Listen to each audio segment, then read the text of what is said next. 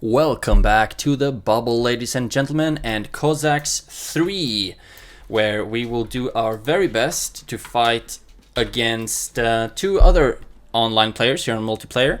It's a standard game with no peacetime and basically no restrictions. So this is going to be a lot of fun for sure. You'll recognize two of the names on the roster.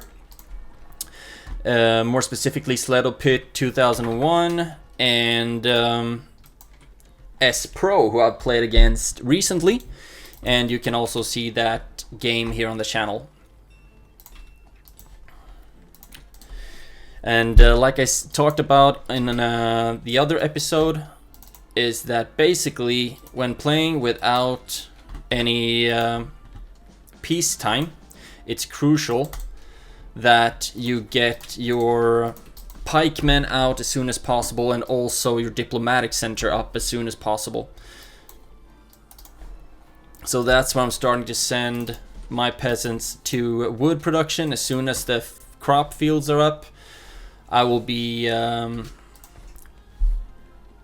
going more into food, but now we need lumber just to get the market, and I spent a lot of lumber on my two barracks and also on the mines.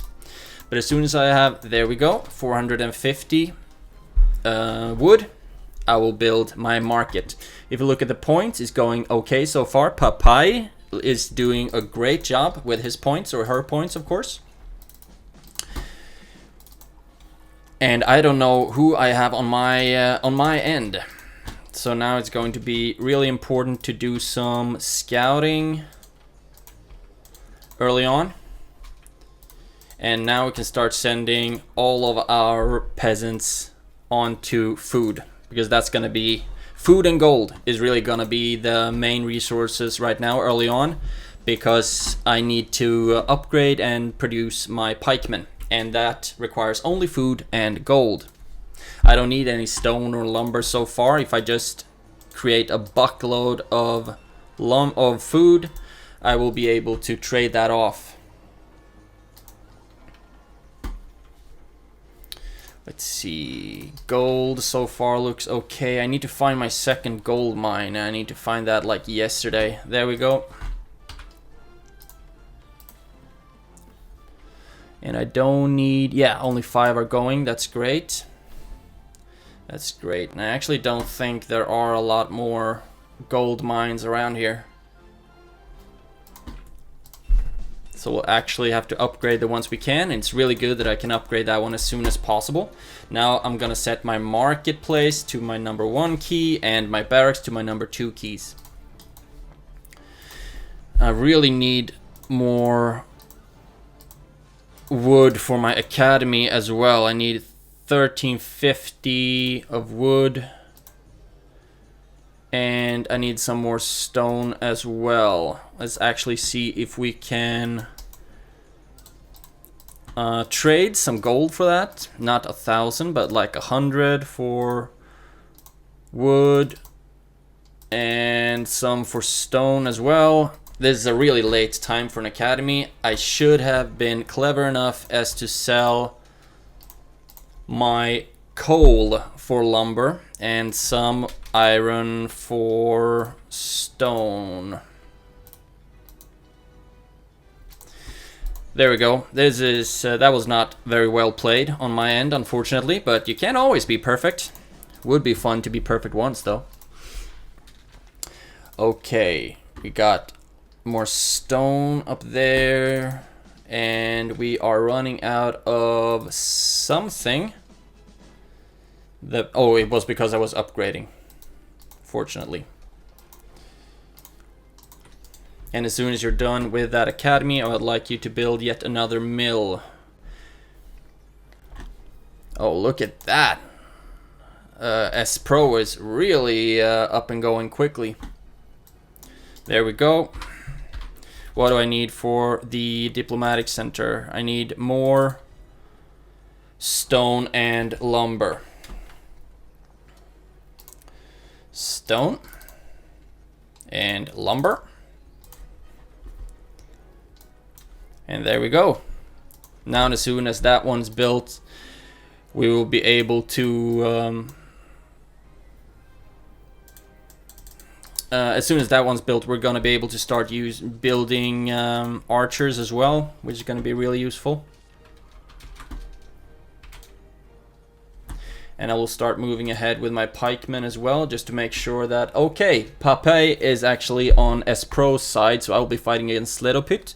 And if I recall correctly, Sledopit actually did a great job holding against both me and S-Pro the last time we played. So this is gonna be really, really interesting. Build one more mine over there. We can start building the coal mines too. And there we go. Now we are fighting. Doesn't look like they have any officers yet though. But I really need to be better at upgrading my pikemen. Let's see, I have one idle mine, or mine that doesn't have enough units in it.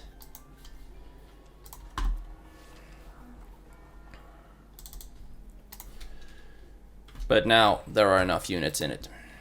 I'll build yet another mine, and fortunately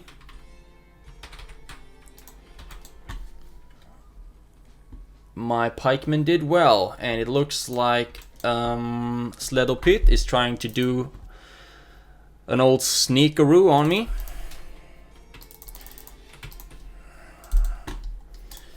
But I will try to get around that. Let's see, where is my other gold mine? Was pretty far up here, wasn't it? Yeah, it was.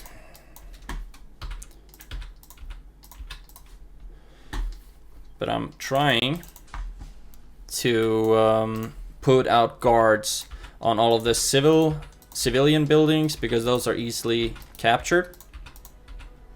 So I have to spend some units on that.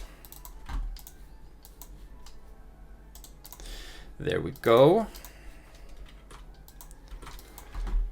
And I can make one unit of 120 right now.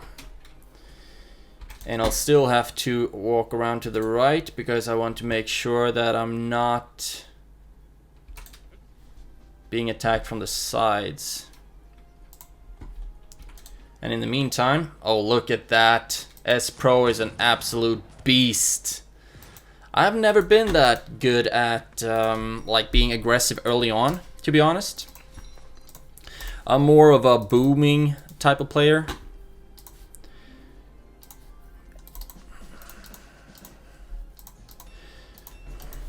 Low on gold, but I'm really happy that S-Pro is doing such a great job. Really, really happy.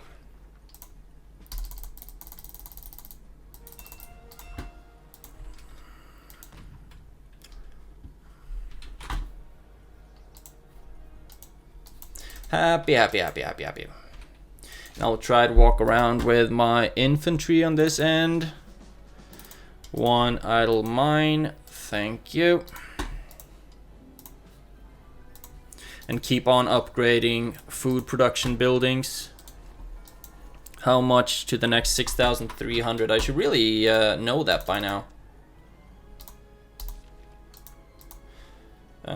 6,300, there we go. So we're gonna make yet another town hall, so that we can start creating even more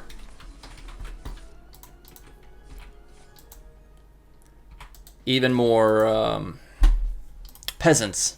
Get a bigger flow on our economy.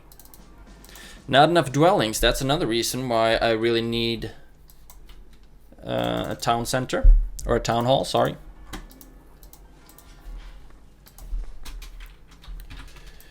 Build some more of these beautiful Swedish houses. And I think I can only... Oh, player Papai has quit, so now it's only me and S-Pro against Sledopit 2001. Now let's see who's gonna make it best there. Formation of pikemen or ours. It looks like ours is gonna make it. That's great.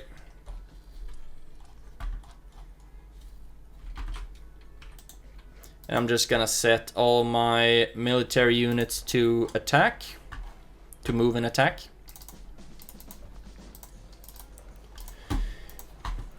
And while you watch me play, if you have any constructive criticism or tips as to what I can do to improve my game, please feel free to write it in the comments below, because I always read the comments and I'm very grateful for the support or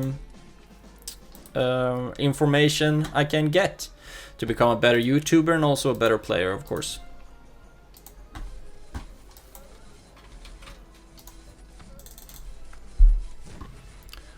Let's actually try to burn that tower down. Fortunately, they weren't able to build that one, and we got ourselves a second civilization. That's awesome.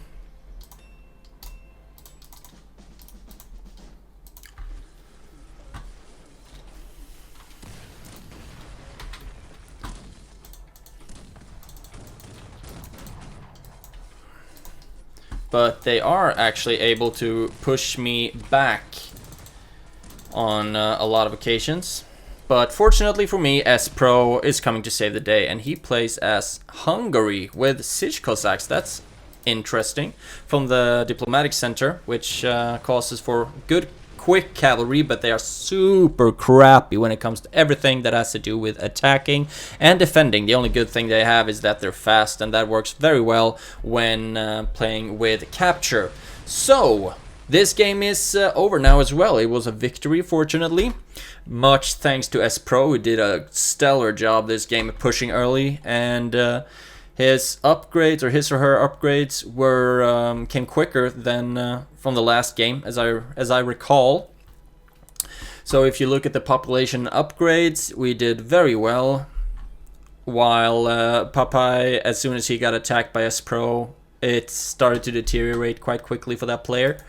If you look at the score dynamics, oh my gosh, S-Pro really crushed it on the points section compared to the rest of us.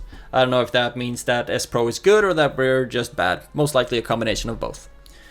So, this was a really fun game. It was a quick game, but still, hope you enjoyed it. If you want to see more of Cossacks 3 or any of the other games that I play on this channel, like Mountain Blade 2, Bannerlord, Shield Wall, and a couple of others as well. I have more fun stuff coming up, and hopefully you'll be enjoying that as well. If you do, please leave a like, and I will see you in the next episode.